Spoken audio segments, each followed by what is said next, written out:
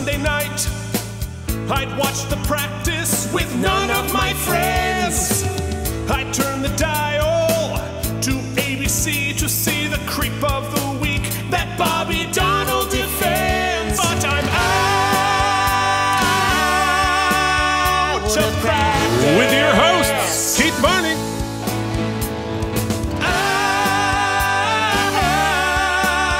Out of practice. Mike and Jaglio. Yeah. Way back in high school, most every night, my mom watched QVC, so I missed the practice. There was no TiVo, what could I do? Wait 15 years, get fat, then stream it on Hulu. Out of practice. that get fat line now applies to my cat. Out of practice. I love you, cat. Here's the gift of feline diabetes. Out of practice. And welcome to the Out of Practice podcast, a weekly podcast in which we discuss David E. Kelley's award-winning series, The Practice. This week, we are just barely near the end of Season 5, talking about Season 5, Episode 21, Poor Richard's Almanac. I can't believe we are almost done Season 5. It's a lot going on. It's snowing. As I referenced, the new cat Charlie is working his way up to obesity in the first week that he got here. I'm so proud of him. How's it going, Mike? It's going well, man. Words escape me. Your cat is very cute. We've got Mr. Didi getting his dental surgery next week, so we'll keep you posted on that. How exciting. In the interim. People have really now just come for the hot cat content. So it's basically, we're just a cat podcast now. it's working that way. He's right behind me. Where is he? Oh, I was right the first time. Yeah, he's sleeping on his far chair, which is his. He has claimed it as his, and he literally just goes there when I'm talking on the computer, and he's sick of bothering me. Why don't we go ahead and let the people know that new cat Charlie, new Charlie, old Charlie has an Instagram, and they should be following him.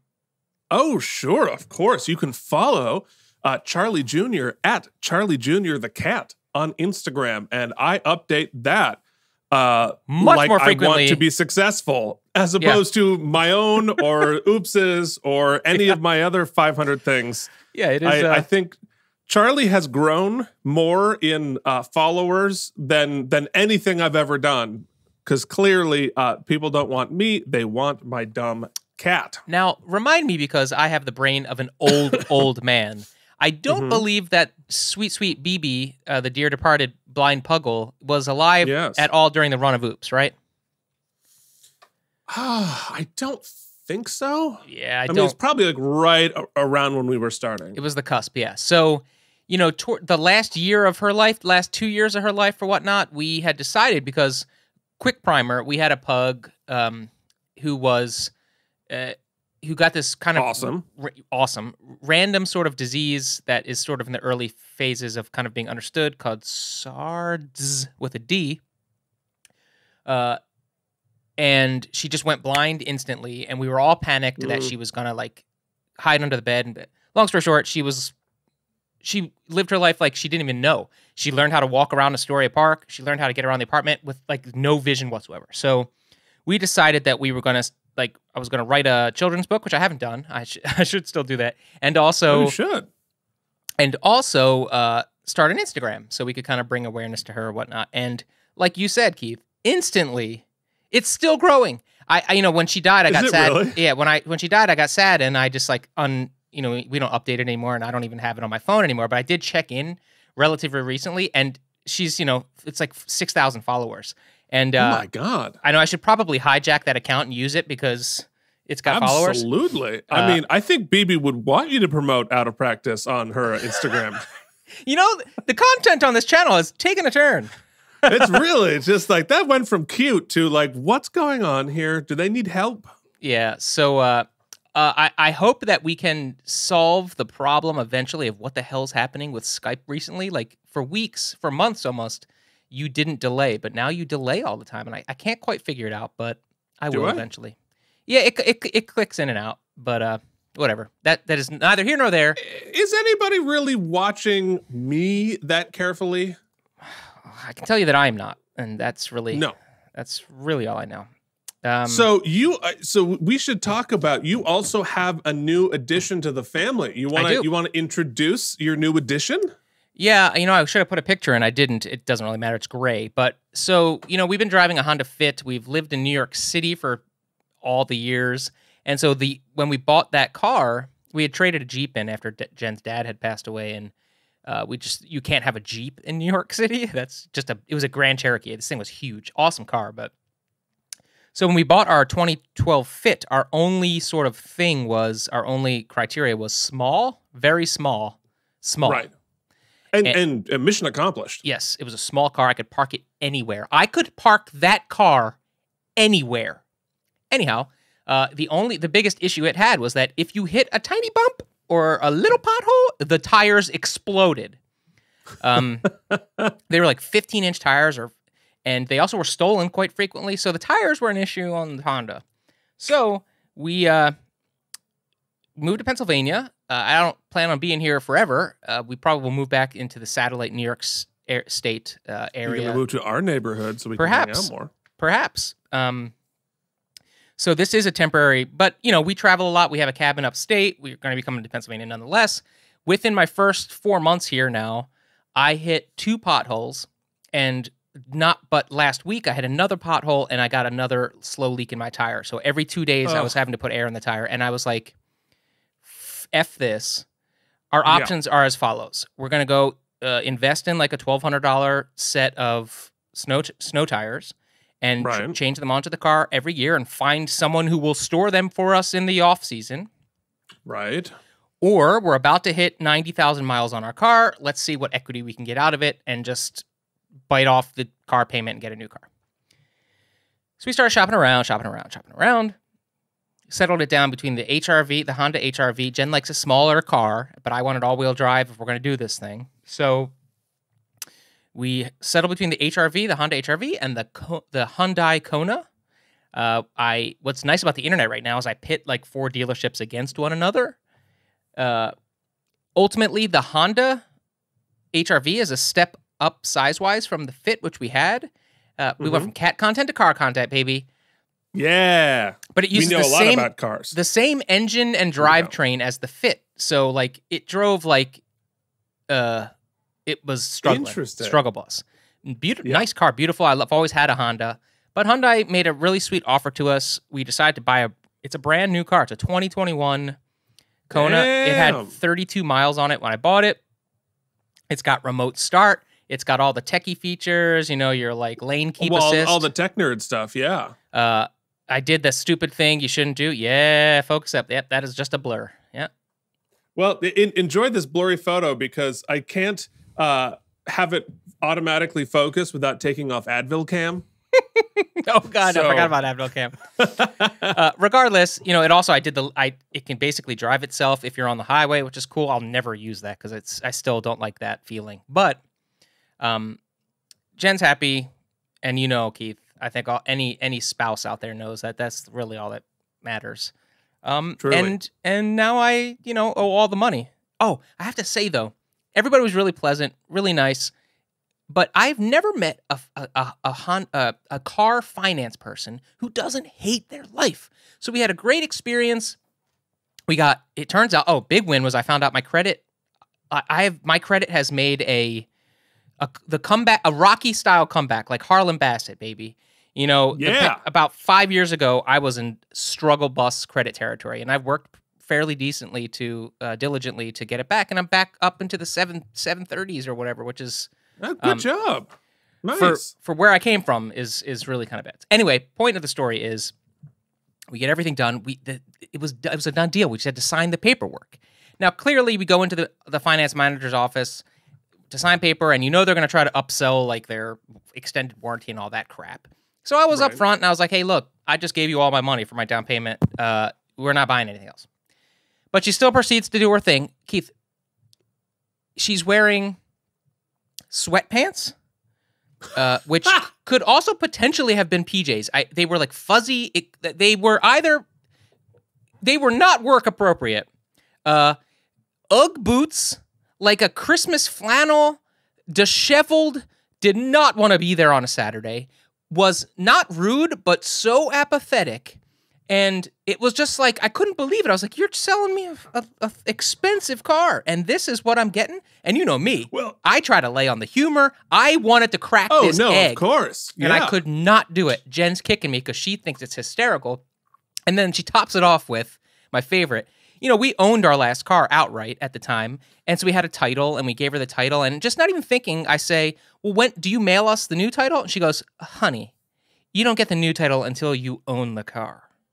And I was like, oh, because I forgot we were financing it. Obviously, the bank keeps the title or whatever. It was so rude and so evident. I was like, oh, my God. I wish I was rich enough to just, like, walk up and be like, you know what? Oh, we won't be needing the car. Like Pretty Woman, like you made a very, very big mistake. I couldn't do that. But anyway, 20 minutes in, we're talking about cats and cars. Long story short, it's snowing today. I'm excited to actually, like, oh, man, I tried to also convince Jen to let us upgrade to the 1.6 turbo liter engine. It was like a couple $1,000s more. There's no way it was worth it or we were going to do it, but I tried. I gave a pitch. But then Jen test drove the car, and she's driving like 11 miles per hour, as Jen tends to do. And the salesperson was like, so I'm guessing you aren't going to need that. If the salesperson knew, they're like, nobody's using a turbo engine. So I was like, yeah, okay. Anyhow, so that's what we have to say. I guess we should move on and hear what our friends have to say, Keith. In a little segment we call... Filings and Subpoenas. Filings and Subpoenas. Filings and Subpoenas. Filings and Subpoenas. Just a couple of quick things. First off, from our official historian and founding sponsor, Jorge Novoa, commented, and he says, if someone started an out of practice, out of context Twitter, Instagram, we would have a great line for this episode. Keith, in his stern voice, get your mouth off that nozzle, which took me a while. It was out of context even for me. I had to figure out what the heck I was talking about, but now I remember it was the girl on the water fountain. Mm-hmm. That would be terrifying because it's dicey enough in context for me, let alone out of context. And also a Grunch LK on YouTube pointed out about last week's Harlan Bassett episode. This is my favorite episode of The Practice. And yes, I cried every time I watch it. And I don't disagree. Nope. Like I'm with you 100%. And if my cold, hard heart weren't dead, I would have as well. Jen did not cry, but she was enthralled by my enthusiasm. As you know, I flipped out at the during the when we were getting the cross-examination last week, and she requested that I get more invested into real life things as I do during watching episodes of this TV show with you on the internet. So that yup. Nailed it. Nailed it. Oh my goodness. Well, if you would like to give us any advice about life and how to be more invested in it, you can email us at I'm getting a work call. I can't take it. I can't take it. I'm podcasting. Yeah, I mean that's things that are important here, people. I mean, honestly. All right. You can email us at outofpracticepodcast@gmail.com. You can reach us on Facebook and Instagram at outofpracticepodcast. You can check out our blog at outofpracticepodcast.blogspot.com. And while you're out there putting things on the internet, please do us a huge favor. Join the jury. Leave a rating and review on Apple Podcasts or any other service of your choice. We will be so grateful. It doesn't really happen very much. And when it does, Mike and I do a little dance. So perhaps next time it happens, we will do the dance live on air for you. So there it is. Now, we have a very important segment that Mike want to bring up. It's our loudest segment. No, wait. It is our loudest segment, and it is one that you asked for. It's entitled Oh!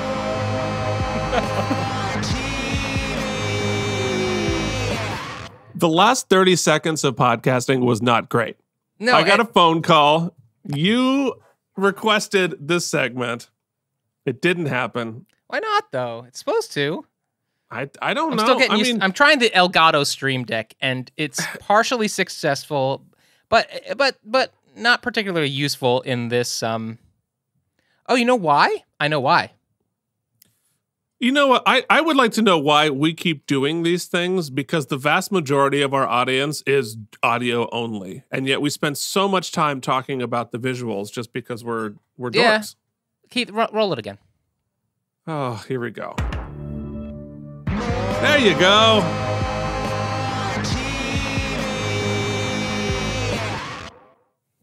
Waste of time. You know what? That could be your rating and review on Apple Podcasts, and we'll happily, we will read it and we will do our dance. Okay, so yeah, I do have a couple of things I wanted to talk about quickly.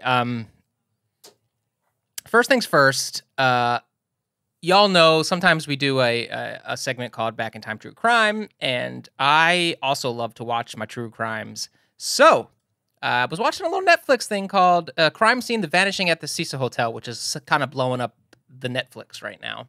It is a 4-part documentary, thank God, because some of these 7-8-parters is just too much. It is a fascinating tale that you will remember because it went viral some years ago. This woman who was traveling from Canada, she was staying at the Cecil Hotel, which is a notorious hotel for a ton of crime and murders because of its location in the Skid Row area of L.A., downtown L.A. It was also sort of fictionalized in the American Horror Story Hotel series. And also, you know, Richard Rodriguez, the serial killer, has stayed there for a while. Long story short, this girl disappears, and it is both about the case itself, the mystery itself, the viral video of her in the elevator that is kind of took over the internet at the time, and also then comments on your internet sleuths, which we've dealt with before in the Netflix documentary universe with the Don't F with Cats series. Right. That looked at the internet sleuth community with a more of a positive lens. This kind of gives a bit of a look at the flip side. Some of the ways that things can get out of hand, Keith, when random people on the internet start meddling. I won't use the word term meddling. Start punditry on cases that they don't have the full scope of. What?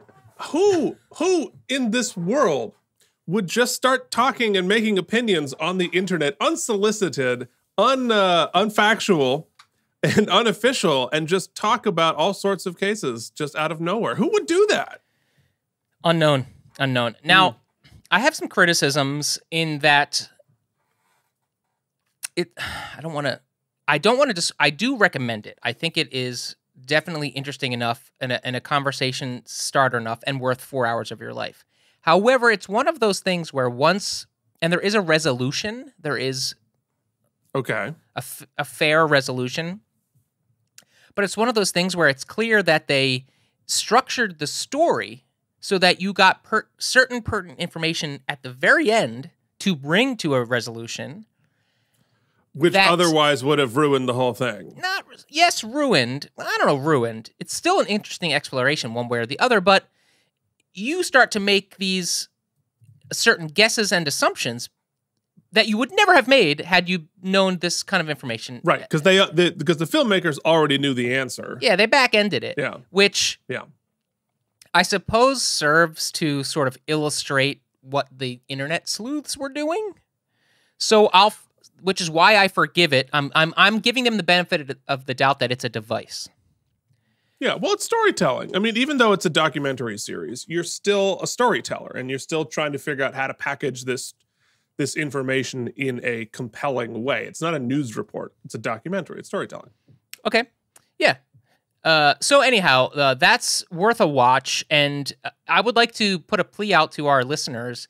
if you've got any sort of recommendations, I'm kind of fiending for a good crime documentary series, or I watch a lot of them, so it's gonna be rough to find one I haven't seen. But if you've got anything that you kind of think was under the radar that you really enjoyed, why don't you write us at outofpracticepodcast@gmail.com, let us know, or just tell Phoenix Cage on YouTube and he'll tell us. All right. So that's interesting. That's okay. one thing. The other thing I wanted to touch base about is a little random, is that I am an avid Jeopardy watcher. My wife and I watch every night. We play every night. We have our own set of rules and just enjoy it. We were heartbroken when Alex Trebek passed away recently, and we just a week or two ago were able to bring ourselves to watch his final week of episodes, which were really beautiful. And they just Ken Jennings, who was the interim host, just finished his run, and now they're going to have the executive producer host for a few weeks, and then they're going to start bringing on these celebrity guests, Katie Couric, Aaron Rodgers. I think we might have talked about this, but Aaron Rodgers, a few other people. I have to say, I hope, and I could be surprised, they might find somebody great. I do hope perhaps that Ken Jennings is brought back full time, because he actually was perfect. He, during the run of his show, people were kind of thought maybe he was a little egotistical. Some things from his past some tweets, some tasteful tweets have popped up. Who amongst us, right? It seems people love digging into the past tweets these days. Long story short, he had the right amount of humor, the right amount of cheering on the contestants, the right amount of empathy towards Alex. He thanks him at the end of every episode. He really grew into the part, and I believe he's a good choice. Now, Alex wanted a female host to take over, and maybe maybe we're going to see. So I'm open-minded, but I wanted to throw a shout out to on behalf of Jeopardy fans. It was pretty awesome. And then finally, Keith, it's Oscar screener season.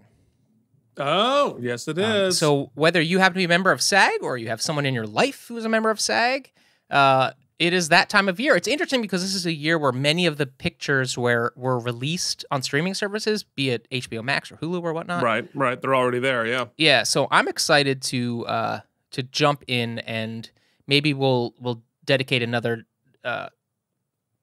more TV to discuss some movies we enjoyed this year, because there have been some good ones. Yeah. I mean, I feel I never watch enough of the movies for the Oscars to matter until later. And then I'm like, oh, retroactively, I had a stake in that. But I need to, it's funny because you think you have all this extra time to watch movies or whatever. And I think because of the nature of why we have all this time and the world is weird and blah, blah, blah, blah, blah, blah, I just kind of want to consume garbage. Yeah. I can't really focus on a good movie. I want to watch something bad because I don't have the full mental capacity to devote to it. But when I'm in the mood to. You watch alone, right? We've talked about this? Yes. Yeah. Yes. We just started the most recent season 7, I think. I don't think I've seen 7. Oh, 7 was the one where the past returnees came in? No, this is another new. So maybe I might be a season behind still, but this. I think you might be ahead of me because the last one I saw was the season 6, which is the one up in the Arctic.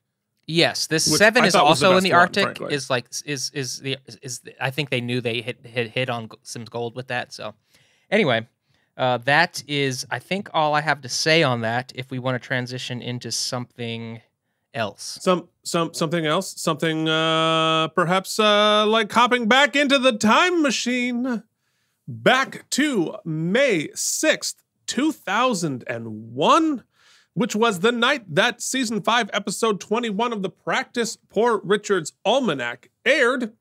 And I want to know, what were you doing this day in the basement? Nailed it. You did. Well done. I'm messing up. I said what did I say right before the episode, Keith? I was like, maybe we won't screw it up again. God damn it. You should know better. I know.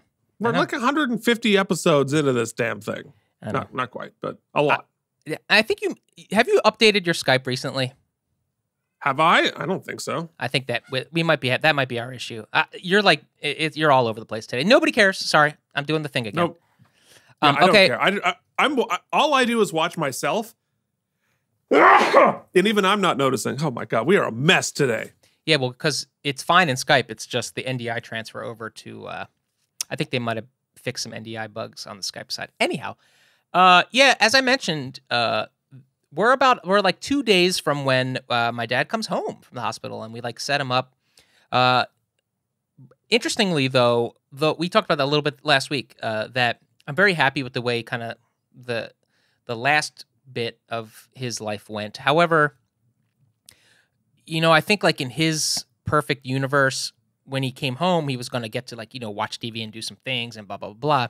I don't think he realized how rapidly things would shut down when he came off the dialysis, or maybe he just didn't want to know, So because when he comes home, it's a lot of, it's hospice care. And so it's a lot of morphine and basically in a coma until you pass away. But right before, we still had like a week or so where he was still in the hospital, and they had started the kind of like comfort morphine and stuff, but he was still on the dialysis. And so we had talked briefly a bit how like a lot of people at end of life kind of have that little window of time, and this was a good window of that time. And what was really kind of heartening for me it's no surprise, I've talked about it on the podcast a bunch, that my parents, at least for the majority of my growing up, didn't really have a loving sort of relationship, at least not outwardly expressed. And, my mom to this day, I wish she would agree to go to therapy, because she has a lot of anger and resentment, understood, but she just can't work through it, And so she's not able to look at any of the positives of my dad as like a human being. And it's just sad for us because we can't share in that with her. But at this period of time, she was in a place where she could. And so this week there was a lot of sort of sentiment and fun back and forth. And all five of us were together in, that this, what we guess we couldn't contemplate at the time, because my brother had been home from school. He had graduated at this time, I think. And my sister was in high school, and I was sort of floating. And so we were all together. And this would be the last time in our lives we would be together. And I'll talk more about that next week. And, there's one time in particular, I can't really tell the punchline of this story, but I'll just kind of give it then just like a brief general overview. I'll save it for another podcast someday. We were all in the hotel room, and my mom and my dad, out of nowhere, it was kind of bizarre, was like, "Are you going to get remarried?" He says to my mom. She's like, "Oh, who would want me? I'm 40-some years old." And, no, I guess she was in her 50s. "I'm 50-some years old. I got 3 kids, blah, blah, blah." My dad goes, "I would." And it was like record scratch, because that was not a thing. And it was like 3 beats of like, nobody even knew what to say. It kind of sucked all the air out of the room. It was so kind of like loving, which is, and I will say the last couple of years of my dad's life, he became much more affectionate towards us, really, but not so much her. And, I'll say it to the, great husband or great father, questionable husband. But then he followed it up with a punchline, which diffused the situation. And, my dad was some of his faults was that he was not the most, he had some issues, with, language. Anyway, so I'll save the end of that story, but he broke the tension with some comedy, but, and I see myself in that moment, not with his choice of words, but more with, that's how I diffuse situations, right? If I'm uncomfortable in any way, I go right to jokes. And it's looking back now, it's like, oh my God, how there are so many, I'm much like him in many, many ways. And it's fun looking back and recognizing that. And so this is it. Yeah, this is the kind of the last bit. And then next week, we'll almost to the day actually of the episode. It's really close. We'll talk about, I'm happy to share the last few moments, because you and I, you're a full-on atheist. I'm a little more agnostic, I think, but neither of us is would be considered a holy roller, I would say. Yes, that seems fair. Yes.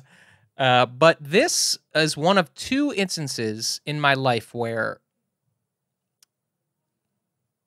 I have a bit of,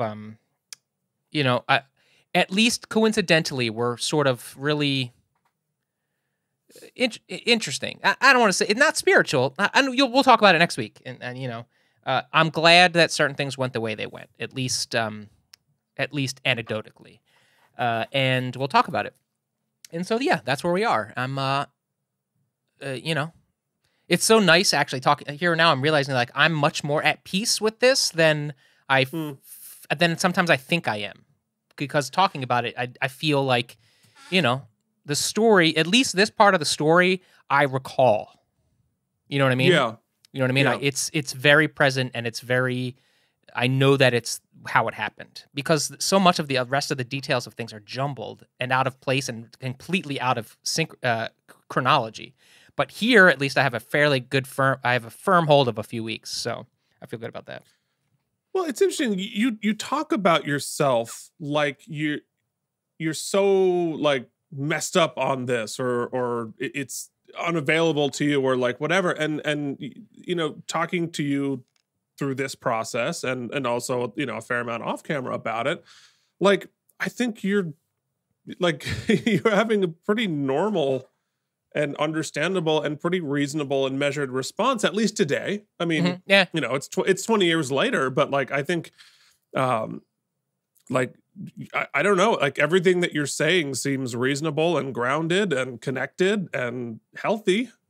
Yeah. You know what I mean? I totally agree. I mean, I've worked on it, Yeah. I guess I no longer, through therapy, I no longer really regret a lot of that guilt or a lot of the feelings I had at the time. The things I regret today are that, and understanding, like I have empathy for myself, but is some of my early 20s, when I first moved to New York, in my early career, we've talked about some of our wasted opportunities in our careers before.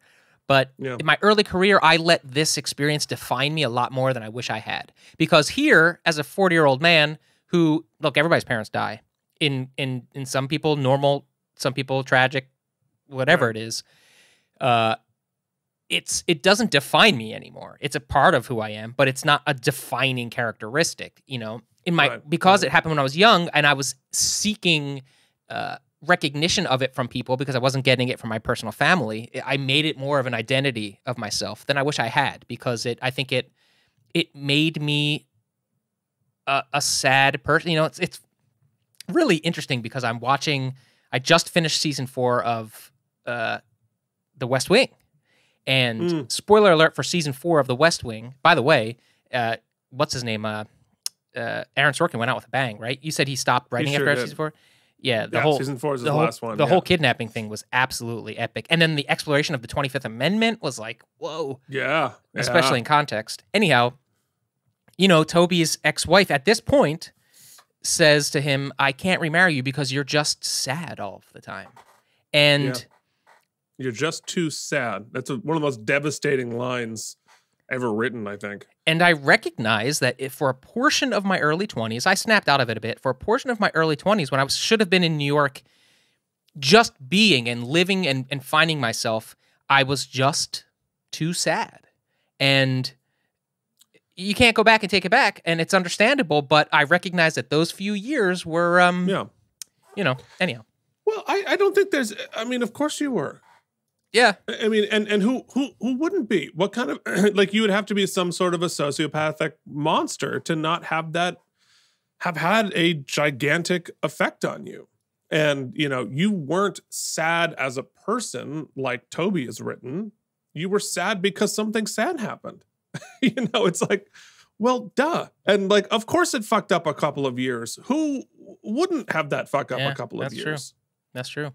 That's just like, it's just what it is. Like, you shouldn't feel, I mean, I get it. I get the regret. I get that, all of those things, and for me, I've had the same sort of thing hold back my career. And it wasn't the right word, but the shit from my past holds me back in specific ways. And there are times in which that is very present and sort of pulling more strings than in other times. And, but yeah, it's like, I don't know, like of course you shut down. Jesus Christ. And because I knew you not that far after that, yes, you were sad, and yes, that was a big part of your life, but that was not your identity. If I had described Mike Indeglio in 2003, right, I would not have started with he's sad, right, because of this tragedy that happened. It would be like, hey, he's this really nice guy. He's talented. He's a hell of a guitar player. He's fun to hang out with. We could talk. He's a nerd like me. We talk about shit like that. Oh, and also he's dealing with that. Like he's in love with this girl and whatever. Like he's always a little bit heartbroken, perhaps, with the ladies until until that sorted itself out in a spectacular fashion. I never explored in therapy. But this podcast is off the rails. We're never on it. Yeah, I never really got to explore therapy. I've actually been off for like almost a year now, which I need to get back. I hate doing it on the phone, so it's interesting. Yeah, it's tough. It's weird. That sadness that I never had an output for, I feel like I might have poured it into the ladies. You know what I'm saying? Like use those relationships to sort of supplant that hole in me that I was trying to fill up. And so often found the wrong ladies. Of course. Well, and that's and I understand that completely too, because you pick somebody who is going to fill that hole, and not necessarily in a positive way, not necessarily in a way that's even related to the hole in the first place, but that is just going to create enoughness so as you don't have to think about that and don't have to deal with that. And so we pick people who take up a lot of space. What would be awesome? If we segued into more discussion of cats. I feel like we need to get back to the feline podcast. You totally bailed us out of that. Hooray. So, as I've talked about and introduced Charlie back on the Charlie Jr. on the podcast, at CJ, Charlie Jr., if you will, the cat, to coin a West Wing. Yes, at Charlie Jr. the cat on Instagram, and I was going through old photos, as I frequently do, to try to remember any of this, and I found two that were taken on exactly this day, May 6, 2001, and that is Charlie Sr. At my parents' house. And if you look at this picture and the next one, you will notice the poor guy has a big injury on his face. Oh, yeah. And that was, it happened a couple of times. He was an indoor-outdoor cat at my parents' house, which, it's a trade-off, because it's great for the cat. He had 65 acres of forest and a pond and fields to play with and run around and kill things. And he was, lived a long and happy life as a result. But every once in a while, you come out of the woods, you've tangled with something you shouldn't have tangled with. And so this isn't even the bad one that I remember, where he had like half of his face torn off or whatever. We got to know our vet really well, who did a lot of repair work on poor Charlie. But he's recovering from something. I forget what it was. They had to shave it down and do some repair there. But he was, it's shocking how much he looks like. He's right behind me. Where? Hey, Charlie. He's cleaning. He's taking a bath, man. Come here, bud. No, he's not going to come here. Anyway, they are still pretty much identical, and Charlie Jr. will not be an indoor-outdoor cat. No. But I was really psyched to see what Senior was doing exactly 20 years ago. That's awesome.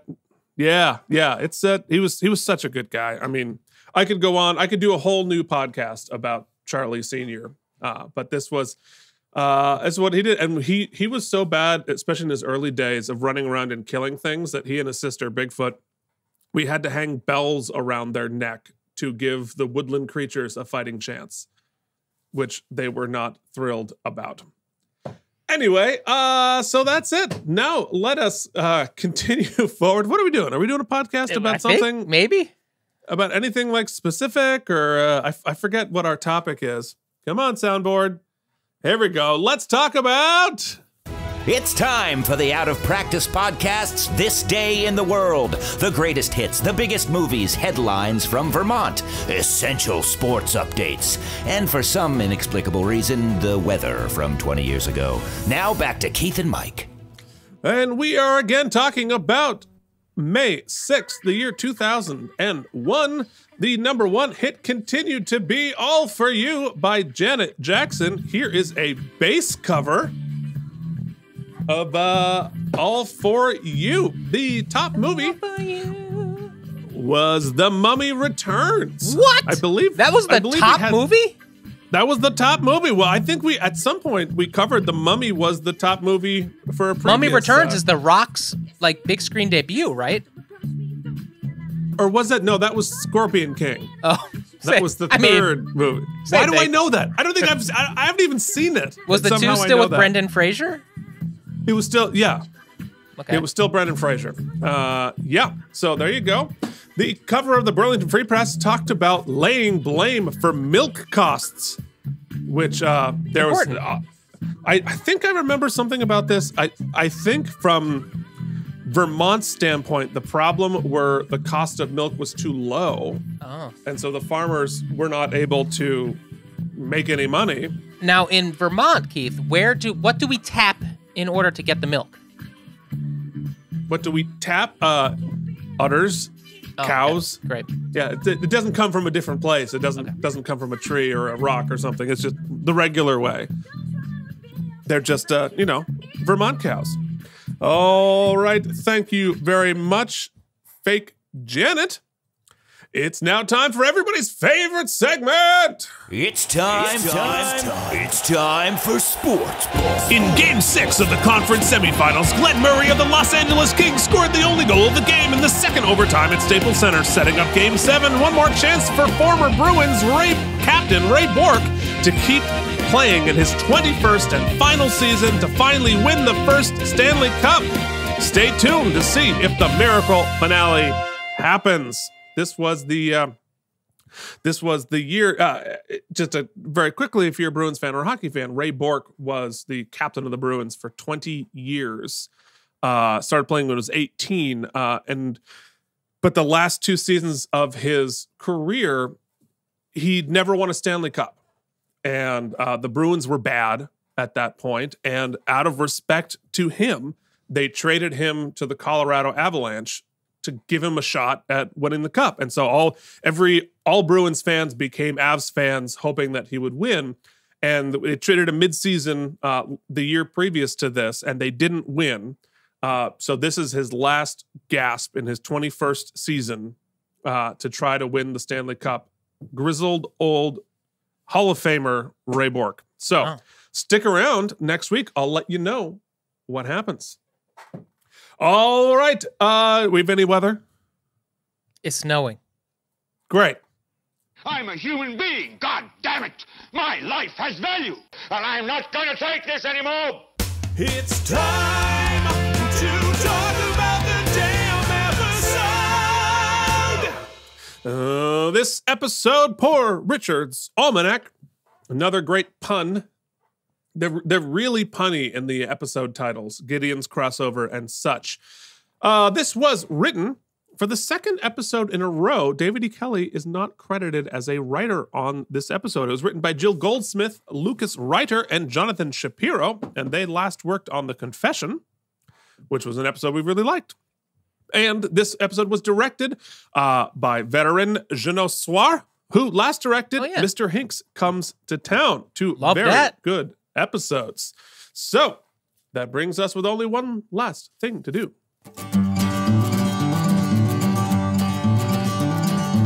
What is that supposed to mean?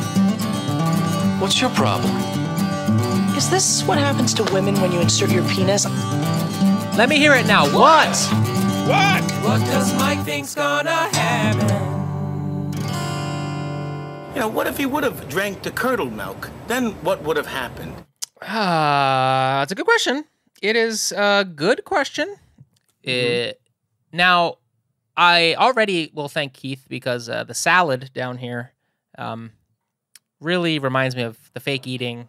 We love our Richard Bay. We love our twerpy twerps. Salad with the hands well above the salad. So here's the thing, kids. You'll note, spoiler alert, Helen did not die last episode, but if you cycle it back, which I would never do, but Jorge might. I didn't predict that she would die last week. I only predicted that we would set the table for it, and she would die by the season finale, which I believe is next week. That's right. So we still have time, right? We still have time. I love how hard you're pushing this. I have to, right? Like I went season of big swings. Big swings. Great. So poor Richard's Almanac. We know that Richard Bay is going to factor in. So Keith, here we go. I'm in the hole. Something Richard Bay does in this episode will be intrinsically linked to the death of Helen. I'm not saying he kills her.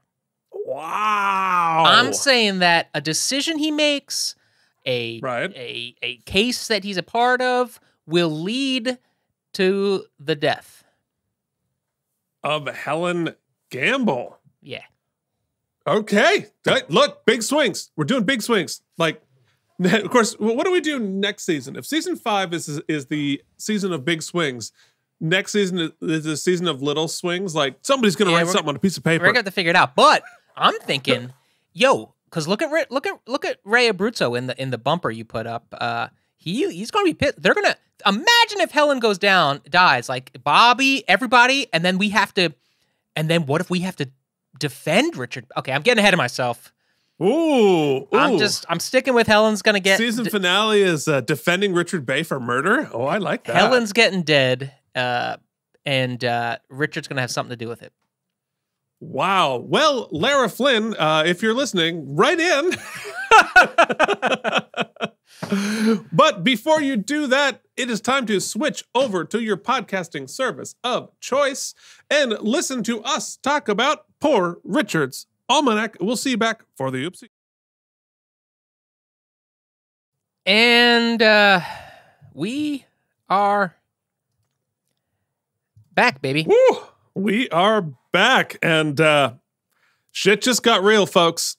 And in case you missed it, Mike's going to tell you what happened. Wait a second. I need to get my shit together here for a second. I need to sit in this for just a second. Mike needs a moment, guys. Yeah, okay. I'm ready. Bay, somebody just got obliterated. Ooh. Here we go. Mike has 30 seconds to remember what just happened on the show. So, like Richard's prosecuting this bad guy from the Green Mile, and like we know he's guilty because he said some shit, and like then he gets threatened, and he's like, "Yo, if you don't blow this case, Richard, we're gonna blow you up." And Richard's like, "I gotta do what I gotta do," and he gives like a close of his life, looks him in the eye, and he's like, "Yo," and Bobby's like, and they lose, and he's guilty, and like this old lady's like, "You leave in that parking spot," but she was a front, y'all, and I felt it coming. I was just joking about him getting dead, but then he got dead, y'all. Richard is dead. And Helen lived to tell another day. Now, I did kill a DA. I did predict it, but it was the wrong one. And here's the thing. I feel guilty. I can't explain it. I'm sad because I make fun of Richard Bay a lot. And I just feel a little sad. Yeah. It's a lot just happened there, and while you were doing that, Charlie just found the cord to my headphones and pounced on it and almost pulled me off my chair. So now I'm trying to convince him to stop eating my foot during the oopsies. So there it is. All right. Well, we have a lot to discuss, and we have a lot of fake awards to hand out in a segment we call, Ladies and gentlemen, the Out of Practice podcast, in unofficial, unsolicited, unfactual association with David E. Kelly Productions, proudly present Oopsie. The Oopsies! Celebrating excellence in acting good, God damn it. lawyering good, guesting good, and being Tom Sorry, I was Brady. screaming, honey. Not Sorry. to mention, this is where we rate the episode and stuff. Now, here are your I think I hosts, startled the neighbors. Keith and Mike. What the hell are the oopsies? Well, they're a fake award show where apparently your neighbors, you scared your neighbors? Yeah, we got a pound, I think. Amazing. I was yelling loud. Yeah, well, yeah. All right, let's hand out some... Most valuable.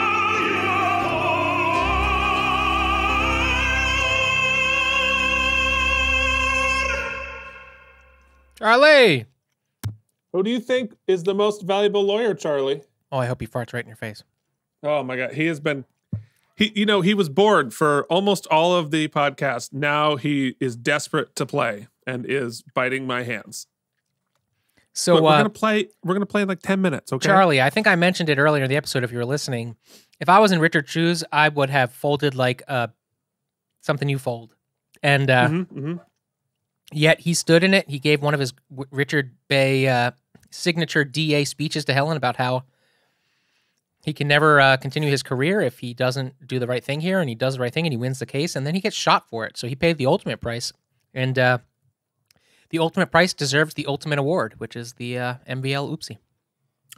Yeah, I mean, yeah, I thought he did great. He did brave work. He did good work, and this is our first. I believe it's our first posthumous Oopsie. Well, for a fictional character, yes, because I believe Raymond Oz won a couple Oopsies, and he's of course passed on. Oh well, yes. I mean, but in canon, I think it is our first posthumous Oopsie. Yeah, congratulations, Richard Bay. Wow. Okay, coming up next. Have you stretched? Are we too sad to dance? Let's do it. Let's do a sad version of the dance. Absolutely. All right. Already famous cause you've been on TV, getting a paycheck, or the first entry on your IMDb. Way to go, but you're the best guest actor. You are the best guest actor. You are the best guest actor on the episode.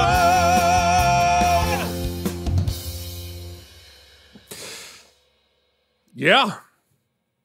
It's got to be the bad guy, right? I mean, it's Percy. Yeah, it's Doug Hutchinson. Yeah, I mean, he was... I mean, setting Peyton Manning was a good dum-dum. Don't get me wrong. Peyton was great. But yeah, I mean, in order to have like a major thing happen like this, like killing off one of your series regulars, you have to have a villain worthy of it. Mm-hmm. And you have to have somebody who is really bringing it. And Hutchinson in one episode. It's not like he got a couple episodes to lead up to it. Right. So, I mean, I thought it was great. He's very compelling, and you know, I mourn him being who he is in real life because I really wish that he were performing more because I really like his work, but he's it's not going to happen. So, yeah. So, congratulations, Doug Hutchison, for being terrifying. Coming up next. You killed your podiatrist or blew the case, but you let a single tear run down your face. You're the best actor on the show. Well, Richard Bay has become so synonymous with Richard Bay, I've forgotten the name of the actor who plays him. Jason Kravitz. And, what I think is pretty cool about the episode, as much as they were telegraphing this, they weren't really. Like you never really saw it. Like the practice, and we can talk about this in Spare Tires, has a pretty strong ability to, at least for me, keep me on the edge of my seat and have me not really know where we're headed, or get caught up in the red herrings, or kept off kilter. And they did it again here. I mean, I was joking about Helen dying, and so kind of played into the threat of someone getting killed a little bit more than I actually believed it. As I said in the episode, I think like his name's in the credits, like it's not the season finale. Right. it's the penultimate episode, so it doesn't really line up for what we saw, which I think is the ultimate kind of switcheroo. They definitely gave it away to me when with the old lady. Anytime you follow somebody to their car, in the last few moments of an episode of any show, something's going down. Right. And then him with the jumps, the second jump scare. We could talk about the tropes in a moment, but his acting, the defiance that we've seen from him from the beginning, and I thought often in the storylines it was wasted on him having to defend himself physically. And I'm glad that once again I feel sort of like Marla, like they recognized what they had in a certain character, they promoted him to the full cast, and gave him more meaty stuff, and he just showed such a single-mindedness. He portrays Richard's drive, his sort of singular focus and drive really well. And we saw intensity here. We saw that same drive with an undercurrent of fear. We saw he didn't overplay his hand when he was being held at gunpoint. He just showed us subtlety. He showed us intensity. He showed us a great dead face, too. Not everybody's got a great dead face. He had a great dead face. And I think it's kind of awesome that, thinking back to the episode now with the context of his actually death, like the hero shots that I was mocking were actually really effective and really great. He paid the price, right? We talk about it a lot in the episode, but he paid the price. And the question I have lingering is like, look, clearly this guy was a psychopath and what happened was gonna probably happen, but there is some culpability to discuss when it comes to Helen, when it comes to, what was she going to tell him? Lose? But there was probably channels here and ways to operate. And Ray Abruzzo could have forced the security, at least after the trial. They probably could have had a car for him to go, Well, they should not have allowed him to waive off security. And Bobby and Helen, look, I don't know. There was Eleanor. There was a lot of just getting steamrolled by by Percy, by Crazy Guy. Yeah. Sorry, I get ahead of myself. Richard Bay and Jason Kravitz. I hope you left because you booked other work, because we're gonna miss you for sure. Yeah, no, for sure. Yes, we're still in Best Actor. Yes, obviously, I thought Jason Kravitz did a killer job. And congratulations on your last Best Actor, it would seem. Yeah. All right, let's do the Tom Brady Award for being Tom Brady. Well, Tommy. Oh wait, before I forget, let's look at Tom from last week. This one is physiologically impossible, which is why his feet are going the wrong way. His head is too big. This one's really, really key. It wasn't my best effort, okay? I found a lot of joy in it. That's why I'm wearing my Eagles hat. I'm really showing Philly pride, even though we are terrible. I guess we have to have. We don't know we've done it before, but this time we're going to do it. I think we had Tom Brady sever head once before, didn't we? We've had him dead in a desk. Okay, well in this Lucy's time desk drawer. He's overkill dead Tom Brady, since clearly Richard Bay was shot just a few too many times than were necessary. So we're going to have overkilled Tom Brady. However you want to approach that. And could do it without ending up in prison. Yes. Satire. Make sure to put a star and satire only at the bottom. A satired, overkilled Tom Brady. Yes.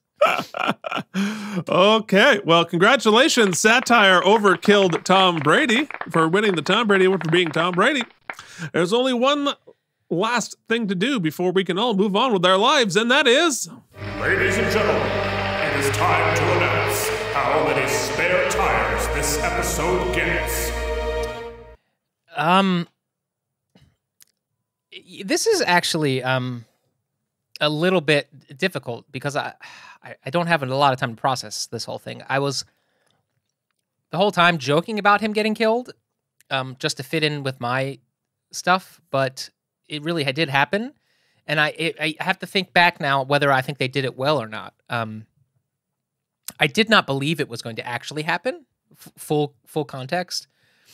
I thought it was going to either be just like a fake out or, like something would happen to lead us into the season finale. I'm really interested as to what's going to happen in the season finale, though, because they kind of just shot their shot. We got some great scenes, some excellent antagonist acting, some great hero acting. Bobby and Helen and Eleanor were all sort of there to just kind of push the plot along. It was really Jason Kravitz's episode. It was Jason Kravitz and what's his bucket? Bad guy. Oh, Doug Hutchinson. Yeah.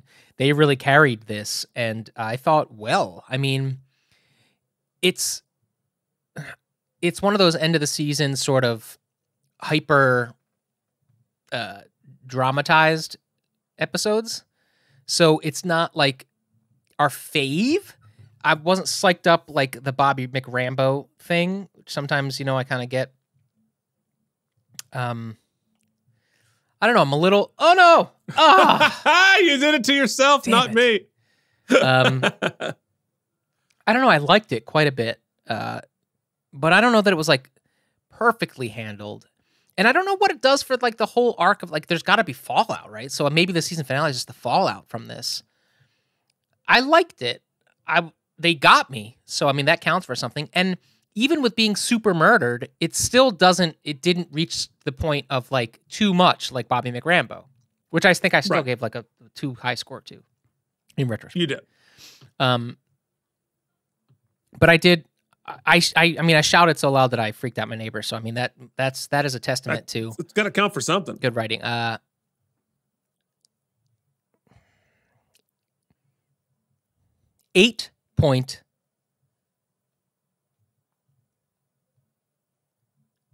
6.5. Is killing me. 8.65. 8.65. Okay. Yeah. It's a crazy episode. I mean, obviously, and there, I'll talk about the things I like and then talk about the things that I think could have been better. Really liked the performances. Hutchison was great. Kravitz was terrific in this episode. I loved the stakes. The stakes were very high.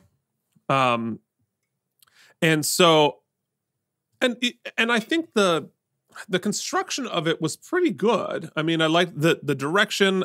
The hero shots, I think, were a little bit give it away. Mm-hmm. That I wish that I had seen it. I wish I could have seen it fresh, to really judge it again. But I really liked that part of it. I think I'm giant. Whoa! I got blowed up. I got blowed up this time. I think they did tip their hand a little too hard.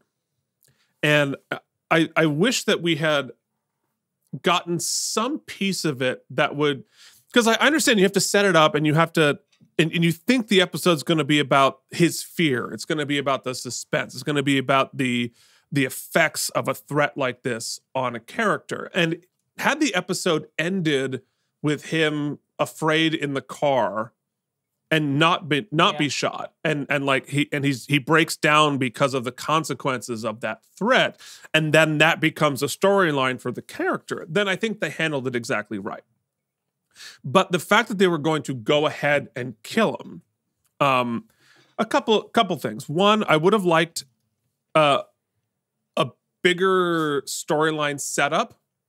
If you're going to kill off one of your major characters, I don't want to do it in one episode. I don't want to do it in a one episode bad guy. That's where you want Hinks to do it.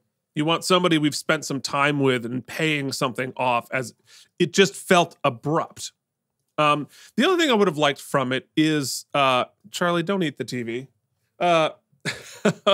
is one more layer of complexity to the story. And because why does he kill him now? Right? He's already been convicted. He's going to jail. What is the upside in killing Bay now? Is it just revenge? Right.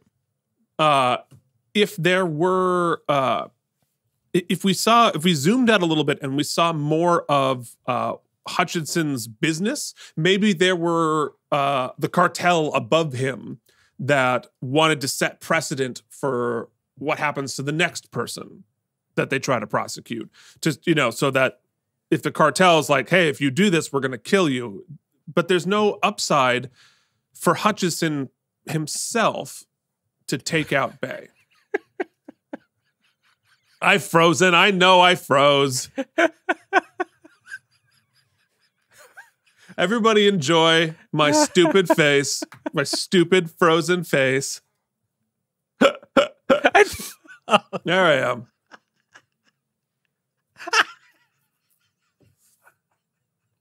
My stupid frozen face has killed Mike. I didn't have any recourse. I didn't know how to get you back.